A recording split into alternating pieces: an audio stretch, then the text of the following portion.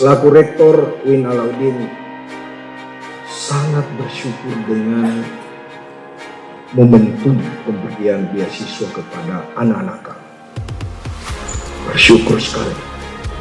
Dalam pengamatan saya, belum pernah terjadi sebelumnya momentum ini. Belum pernah. Kami di UIN ini luar biasa. Keputusan memberikan beasiswa kepada anak-anak terbaik kami. Tepuk tangan dulu untuk Polri. Dalam bahasa agamanya inilah yang disebut dengan berkah.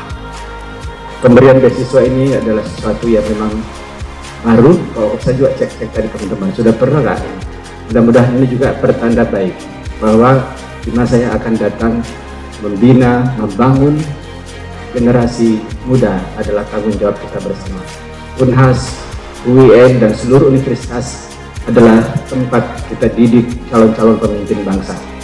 Sekali lagi saya ucapkan terima kasih atas terlaksananya kegiatan ini. Mohon Pak Kapolda sebagai ketua kelas, karena sudah dipercaya sebagai ketua kelas, dan saya yakin Pak, karena saya sudah cukup lama ini bergaul dengan Pak Andirian dari mulai beliau AKBP sampai sekarang bintang 2, saya sudah tahu sifatnya.